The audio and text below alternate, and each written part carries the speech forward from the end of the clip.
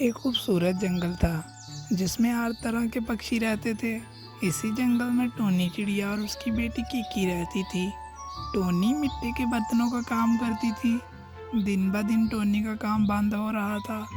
Tony से कोई बर्तन खरीदता ही नहीं था। किकी बेटा, अब तो मेरा काम बंद हो रहा है, कोई मुझसे बर्तन खरीदता ही नहीं है। मुझे समझ नहीं आ रही अब मैं क्या करूं, कौन सा काम शुरू करूं। घर में भोजन भी कम हो रहा है, बहुत जल्दी भोजन खत्म हो जाएगा, फिर मैं क्या करूंगी। मामा, मैं भी आपकी मदद करूंगी। स्कूल से गर्मी की छुट्टियां भी हो गई हैं। अब मैं घर ही रहकर आपकी मदद करूंगी। मैं पहले जंगल के बाहर से मिट्टी लाती हूँ, फिर बाद में जो नदी जंगल के बाहर है वहाँ से पानी लाती हूँ, फिर जाकर थोड़े से बर्तन बनते हैं। अब मेरे से काम नहीं होता। जब तक तुम्हें छुट्टियाँ हैं किकी, तुम मेरी मदद किया करो। हाँ मामा, मैं आपकी मदद ज़रूर करूंगी। मैं आपके साथ जाकर मिट्टी भी लाऊंगी और पानी भी, और बाद में आपके साथ बर्तन भी बनाया करूंगी। टोनी और किकी रोज़ मिट्टी लाते और फिर बाद में पानी और उससे बर्तन बनाते, पर फिर भी टोनी के बर्तन नहीं बिकते थे। टोनी बड़ी परेशान थी। टोनी की ये फिक्र किकी से बर्दाश्त नहीं हो रही थी। किकी घर से बाहर चले जाती है। किकी ऐसे ही बैठी थी, वहाँ पर लाड़ो चिड़िया आ जाती है। किकी बेटा, यहाँ पर अकेली क्या कर रही हो? मामा कहाँ पर हैं? आंटी, मैं यहाँ पर बैठी सोच रही थी मामा के बर्तन कैसे बेचूं। मामा बड़ी परेशान थी। मैं और मामा रोज बर्तन बनाते हैं। हम रोज जंगल से मिट्टी और पानी लाते हैं और फिर जाकर बर्तन बनाते हैं, पर बर्तन हमारे बिकते ही नहीं। अब तो घर में भोजन भी खत्म हो गया है। तो लाड़ो किकी को उस पेड़ के बारे में बताती है, जो पेड़ जादुई था। किकी, उस पेड़ के पास चली जाओ, वो पेड़ तुम्हारी मदद करेगा। वो पेड़ सब अच्छे पक्षियों की मदद करता है, तुम देखना वो तुम्हारी भी ज़रूर मदद करेगा। तो किकी फौरन उस पेड़ के पास चले जाती है। वो पेड़ किकी से पूछता है, और नन्ही चिड़िया यहाँ पर क्या कर रही हो?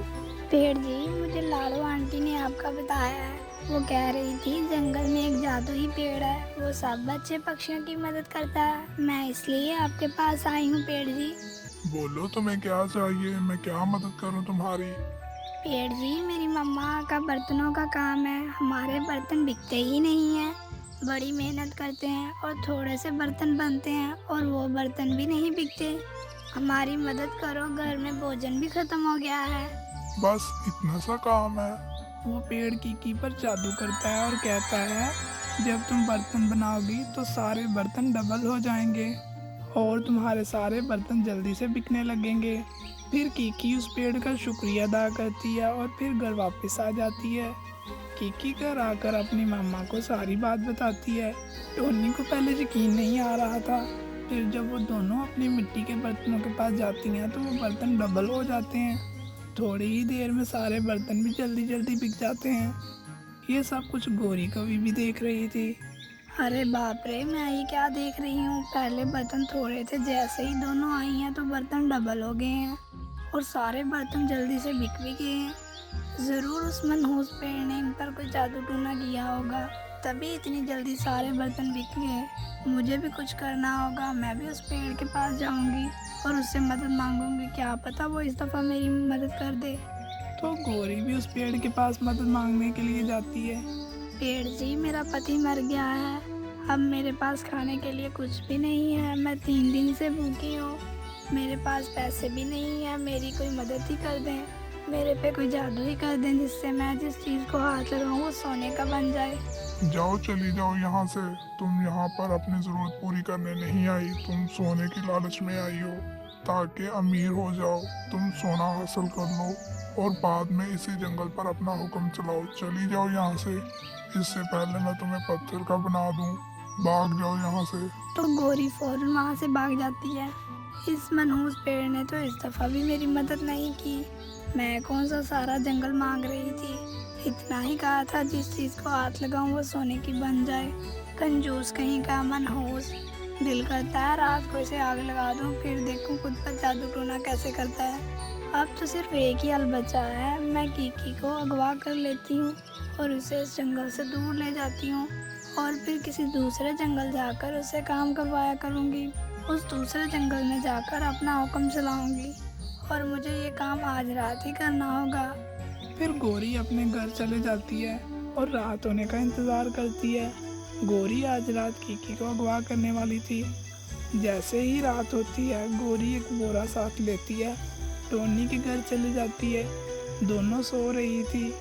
गौरी कीकी को अगवा कर कर भाग जाती है। जैसे ही कीकी की आंख खुलती है कीकी फौरन बाहर आ जाती है और गौरी डर जाती है। गौरी आंटी, तुम मुझे अगवा कर रही थी? नहीं किकी, मैं तुम्हें पार्क में ले जा रही थी। मैंने सोचा किकी बड़ी देर हो गई है, पार्क में नहीं गई। गौरी आंटी, रात के इस पहर में कौन सा पार्क खुला होता है? आप मुझे बोरी में डालकर यहाँ से लेकर जा रही थी, मुझे पता है। मुझे मेरा जादू सब बता देता है। तो कीकी गौरी पर जादू करके गौरी को हमेशा हमेशा के लिए अपना गुलाम बना लेती है और गौरी से अपना सारा काम करवाती है। चलो मेरे साथ, अब घर चलो मेरे। जी रानी साहिबा, जैसे आपका हुक्म। तो दोस्तों, गौरी को तो उसकी सज़ा मिल गई। अब जल्दी से मेरे चैनल को सब्सक्राइब और वीडियो को लाइक कर दें। मैं बहुत मेहनत से ये सारी कहानियाँ आपके लिए बनाती हूँ।